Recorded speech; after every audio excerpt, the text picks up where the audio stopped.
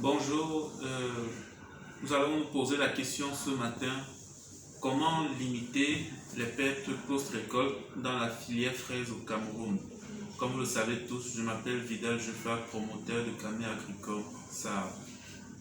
Bien, on va partir d'un constat selon lequel la fraise est un fruit hautement périssable, sinon l'un des fruits les plus périssables du règne végétal.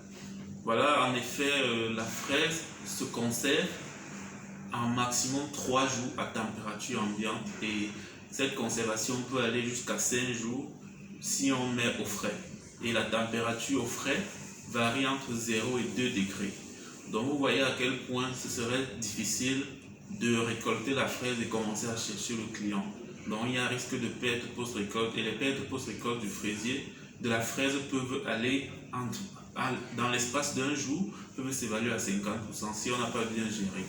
Donc voilà, nous allons donc proposer, nous allons débattre sur quelques mécanismes de contour de ces pertes, en fait pour minimiser ou pour limiter les pertes post-récolte pour la filière fraise que nous sommes en train de vouloir développer au Cameroun, parce que c'est bien de produire, mais encore il faut sécuriser la production bien après.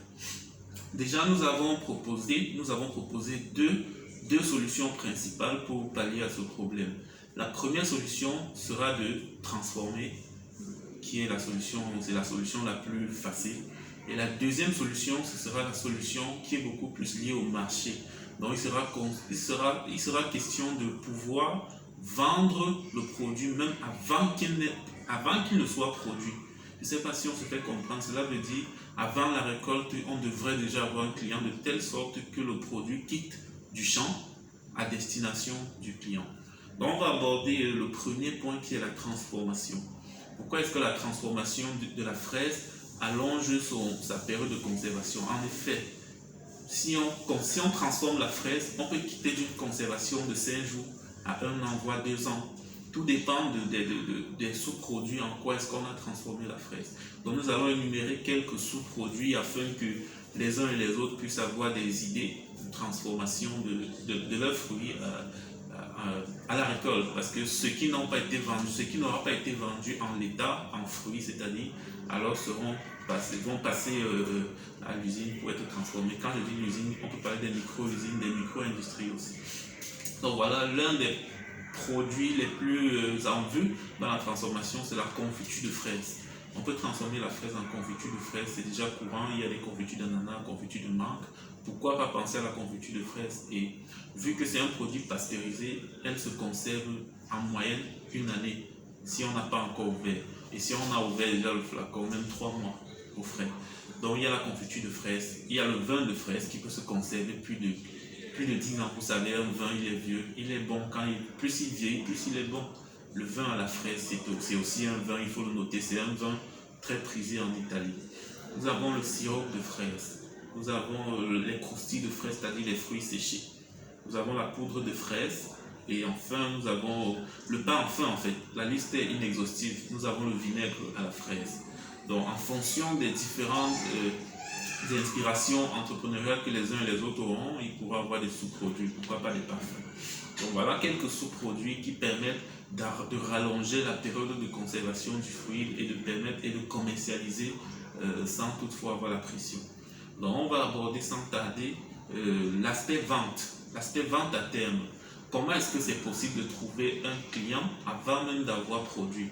Justement, il s'agit de l'agriculture contractuelle. Les fruits, comme la fraise, qui sont très périssables, sont beaucoup plus adaptés à l'agriculture contractuelle, ou vice-versa. L'agriculture contractuelle est beaucoup plus adaptée à ces fruits-là. Comment est-ce que ça se passe? Il est question de mettre une structure de marché sur pied de telle sorte que les différentes cibles du projet du fruit puissent contracter avec le producteur à l'avance.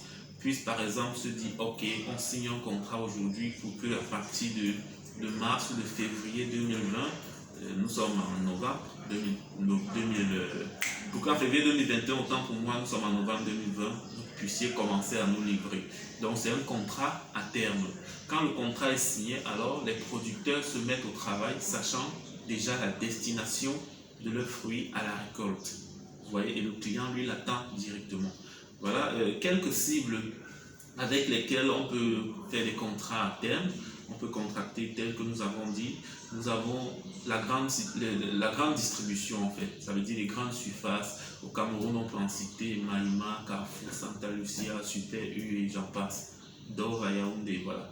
Donc il y a la grande distribution qui constitue une cible majeure pour les fruits tels parce que bon voilà, de par la nature de la clientèle qu'ils ont, ces fruits ont une grande prédisposition à être écoulés.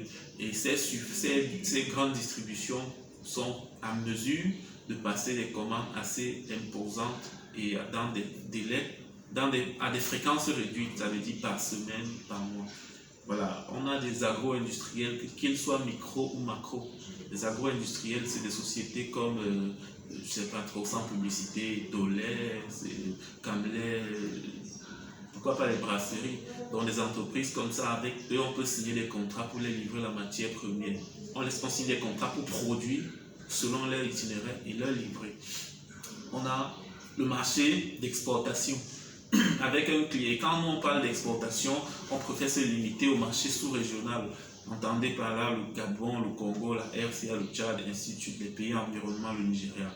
Donc une entreprise de transformation de jus ou de quoi que ce soit, des produits dérivés de la fraise qui est située au Gabon, peut contracter avec vous, avec nous ou avec les producteurs. Et quand on produit, on sait que c'est pour ravitailler ce client-là. Et enfin, on a un marché assez mal connu mais assez imposant, le marché des réseaux sociaux.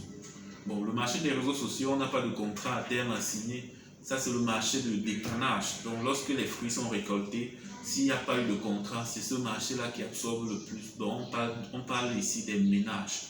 Donc, le marché des ménages, voilà. Et c'est en fait le reste, c'est ce qui n'a pas été écoulé par les ménages qui passe par le circuit de transformation ou qui fait l'objet d'un contrat et voilà.